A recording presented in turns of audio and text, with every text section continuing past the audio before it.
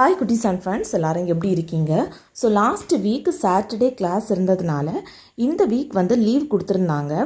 So Saturday Sunday leave இருந்தது அப்படிங்கிறதுனால கொஞ்சம் ஹோம்ஒர்க் பல்காகவே இருந்துச்சு அப்படின்னு சொல்லலாம். பட் இது ரொம்ப டிஃபிகல்ட் கிடையாது, ரொம்பவே ஈஸி தான். பட் சம்டைம்ஸ் இதை ஒரேடியாக நம்ம உட்கார வச்சு பண்ணணும் அப்படின்னா அவங்களுக்கு ரொம்பவே போர் அடிக்கும். ஸோ நான் என்ன பண்ணிக்கிட்டேன் அப்படின்னா 3 days லீவ் இருக்குது, அதுக்கு தகுந்தது மாதிரி நான் அதை பிரித்து எடுத்துக்கிட்டேன். ஸோ இன்றைக்கி கொஞ்சமாக மறுநாள் கொஞ்சமாக இதை பண்ணி முடிச்சுக்கலாம் அப்படின்னு சொல்லிட்டு கொஞ்சம் கொஞ்சமாக தான் பண்ண வச்சேன். எதனால் அப்படின்னு பார்த்தீங்கன்னா, ஸ்கூலில் இருந்தே இப்போ ரைட்டிங் ஸ்டார்ட் பண்ணியிருக்கிறதுனால அம்மா கை வலிக்குது, விரலெல்லாம் வலிக்குது அந்த மாதிரி ஃபீல் பண்ணிவிட்டு சொல்லுவான். ஸோ நாமளும் இதை ஒரேடியாக உட்கார வச்சு இதை பண்ண வைக்கும்போது ரொம்பவே டிஃபிகல்ட்டாக தான் ஃபீல் பண்ணுவாங்க. ஸோ அதனால தான் நான் என்ன பண்ணிக்கிட்டேன் அப்படின்னா இதை 3 டைப்ஸாக பிரித்து எடுத்துக்கிட்டேன். ஸோ அவன் ரொம்ப இன்ட்ரெஸ்டாக பண்ணுவான். எதனால் அப்படின்னு பார்த்தீங்கன்னா எல்லாமே கலர்ஸ். ஸோ கலர்ஸ் அப்படின்னு இருக்கும்போதே பெரியவங்களாக இருந்தாலும் சரி சின்னவங்களாக இருந்தாலும் சரி ரொம்பவே இன்ட்ரெஸ்டாக தான் இருப்பாங்க. பட் ரைட்டிங் அப்படின்ட்டு நீ எடுத்துக்கிட்டோம் அப்படின்னா கொஞ்சம் ஒரு டிஃபிகல்ட்டாக ஃபீல் பண்ணுறது மாதிரி இருக்கும். எதனால் அப்படின்னா டைட்டாக பென்சிலை ஹோல்ட் பண்ணிக்கணும். ஸோ அதை வச்சு கரெக்டான ஷேப்புக்கு ரைட்டிங் கொடுக்கணும். அது பேரண்ட்டுக்காக இருந்தாலும் சரி பிள்ளைங்களுக்காக இருந்தாலும் சரி ரொம்பவே டிஃபிகல்ட்டாக தான் நாங்கள் ஃபீல் பண்ணிகிட்டு இருப்போம். ஸோ நிறைய பேரண்ட்ஸ் இதை எக்ஸ்பீரியன்ஸ் பண்ணியிருப்பீங்க அப்படின்ட்டு நான் நினைக்கிறேன். ஸோ நீங்கள் உங்கள் பிள்ளைங்களுக்காக இந்த மாதிரி எக்ஸ்பீரியன்ஸ் பண்ணியிருந்தீங்க அப்படின்னா மறக்காமல் கமெண்டில் சொல்லுங்கள். ஸோ இப்போ நான் என்ன மாதிரியான ஒர்க் பண்ணிகிட்ருக்கேன் அப்படின்னா 3 கலர்ஸில் பீட்ஸ் அதுக்கப்புறமா பட்டன்ஸ் ரெண்டில் எதுவாக இருந்தாலுமே ஓகே. அதை 3 கலர் செலக்ட் பண்ணி இந்த சர்க்கிளில் நம்ம பேஸ்ட் பண்ணி என்ன கலர் அப்படின்னு சொல்லிட்டு பிள்ளைங்கள்ட்ட கேட்டு நாம் எழுதிக்கணும்.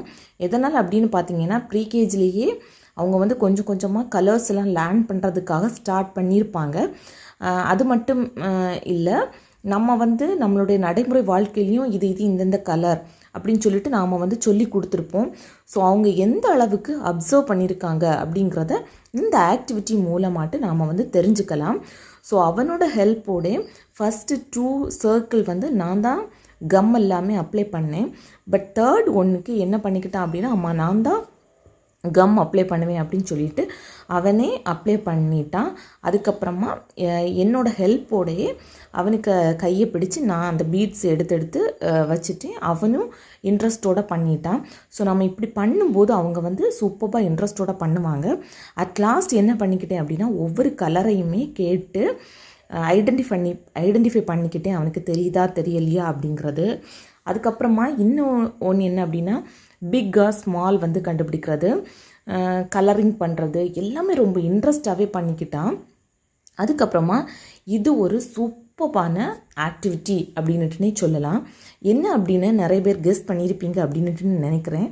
என்ன அப்படின்னு பார்த்தீங்கன்னா இது நம்மளோட கையை எடுத்துக்கிட்டோம் அப்படின்னா கண்டிப்பாக எல்லா ஃபிங்கர்ஸுமே சேமாக இருக்காது. அதை மாதிரி தாங்க நம்மளுடைய வாழ்க்கையும் எல்லாருக்குமே ஒரே மாதிரியாக இருக்குமா அப்படின்னுட்டுன்னு கேட்டால் கண்டிப்பாக கிடையாது. ஸோ இதில் மெயின் தீமே அதுதான். நம்மக்கிட்ட இருக்கிற ரிலேஷனாக இருந்தாலும் சரி, நம்ம பார்க்குற மனிதர்களாக இருந்தாலும் சரி, எல்லாருமே ஒருத்தங்கள்லேருந்து ஒருத்தங்க டிஃப்ரெண்ட்டாக தான் இருப்பாங்க. ஸோ இதை பேஸ் பண்ணி தான் என்ன பண்ணியிருந்தாங்க அப்படின்னா இந்த ஆக்டிவிட்டியை கொடுத்துருந்தாங்க.